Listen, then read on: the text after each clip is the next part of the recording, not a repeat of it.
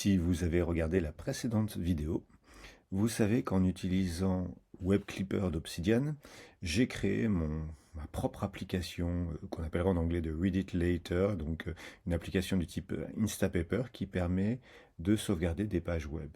Et cette sauvegarde s'effectue dans mon application de prise de notes Obsidian.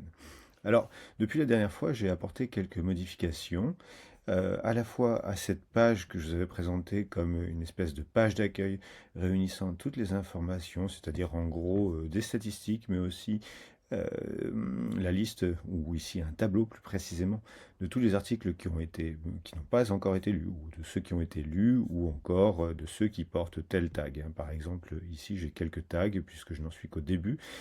Ici le tag AI, donc IA en fait.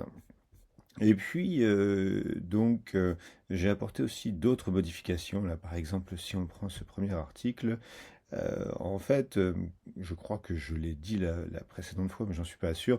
Mais en fait, je ne vais pas vraiment lire sur mon ordinateur. Je vais certes lire dans Obsidian, donc dans mon application de prise de notes, mais pas sur mon ordinateur. Raison pour laquelle je voulais que la police soit un peu plus grosse, que les interlignes soient un petit peu augmentées.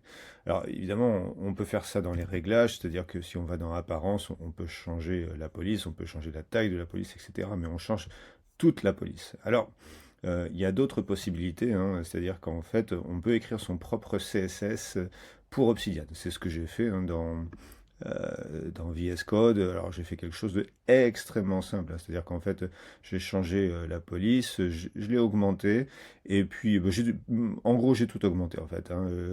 L'espacement entre les mots, mais alors très très légèrement, l'espacement entre les lettres, et puis surtout la hauteur de ligne.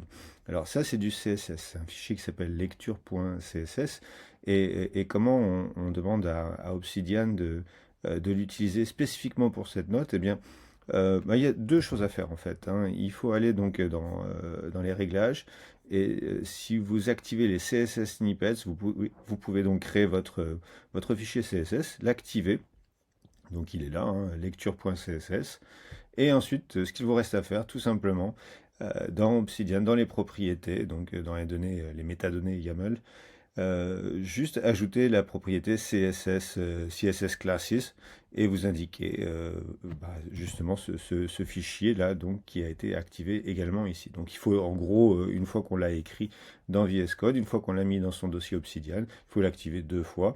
Et en faisant ceci, eh bien, on a un affichage spécifiquement pour certaines notes. Vous voyez, donc ici, la taille de la police est beaucoup plus grosse. Bon, ça va me servir essentiellement à lire sur ma tablette, en fait, hein, pas tellement sur l'ordinateur. Donc ça, c'est la première modification que j'ai faite. Et la deuxième, euh, en fait, elle, euh, elle se trouve ici, sur cette page d'accueil. Donc on avait déjà la date, hein, ici, ou encore ici, une table des matières.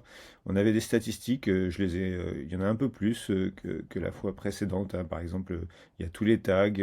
Bon, je vous avais déjà montré le camembert, mais j'ai mis aussi le pourcentage d'articles lus.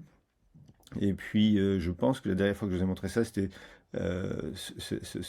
une liste, ou si c'était un tableau, en tout cas, ce n'était pas dans ce qu'on appelle en anglais une admonition. Pardon, je suis pas trop sûr de la façon dont on dit ça en français. Donc, c'est rétractable, ce qui est assez pratique quand on veut naviguer dans toute la page. Sinon, de toute façon, j'ai une table des matières. Voilà pour cette partie. Et puis, bon, vous vous souvenez que je me suis beaucoup reposé sur ChatGPT euh, pour écrire le code de DataView. Alors, je lui ai demandé plusieurs choses, et à chaque fois, il m'a répondu que oui, c'était possible. Donc, c'était assez fascinant parce que systématiquement, la réponse était positive. Systématiquement, tous mes souhaits étaient réalisables. Donc, j'étais aux anges. Alors, qu'est-ce que j'ai demandé? J'ai demandé à ChatGPT de me créer deux portions de code. Par exemple, je lui ai demandé, est-ce qu'il est possible d'avoir une liste de tous les articles que j'ai lus, donc qui se trouvent dans le dossier Clippings, qui héberge tous les articles que je sauvegarde grâce à l'extension WebClipper. Et puis donc, non seulement on a le titre, bon, ce qui est évident, il était évident que c'était possible, mais on a aussi la description et puis aussi un lien qui mène à l'article. Alors vous voyez que quand on survole ce lien, on peut consulter l'article, donc c'est très pratique. Ça va me permettre de me rafraîchir la mémoire. Alors voyons les articles que j'ai lus. Alors on pourra affiner ce code hein, en disant bah, qu'il faut juste afficher par exemple les articles pour l'année 2024 ou le mois de décembre 2024. Donc c'est très puissant, très pratique. Et donc là, j'ai une petite description qui, je le rappelle, est générée automatiquement. Hein. Je suis pas trop sûr que cette description, je pense probablement cette description provient du site lui-même. Donc voici. Et puis j'avais aussi autre chose en tête, et là je suis particulièrement heureux que ce soit possible.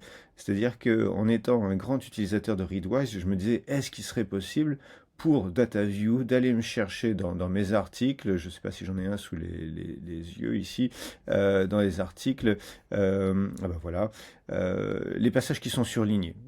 Et effectivement, c'est tout à fait possible. C'est-à-dire que, voici, ChatGPT me l'a dit, c'est quelque part ici. Euh, donc, il va sélectionner, en gros, tous les passages qui se trouvent, parce que quand on surligne sur Obsidian, en fait, on met des signes égales, le signe égal deux fois de part et d'autre, et donc ça surligne, et donc le code va chercher, pardon, où est-ce que c'est ici, va chercher tout ça, et donc est capable d'extraire toutes les citations des articles que j'ai sauvegardé dans Obsidian. Et puis évidemment, tout ça est séparé par le titre de l'article et le code est là. Voilà. En ce moment, c'est les vacances, donc j'enregistre ça comme je peux. Donc d'une traite, sans préparation et puis sans montage vidéo aucun. Mais peut-être qu'à l'avenir, j'essaierai de documenter ça un petit peu plus et de vous donner accès au code. Encore que, je vous l'ai dit, hein, il suffit de demander à ChatGPT qui va s'exécuter. Et voici comment donc j'ai mon Instapaper gratuit, flexible, surpuissant. Vraiment, vraiment, j'en suis enchanté. Voilà. À très bientôt et je vous souhaite d'excellentes vacances.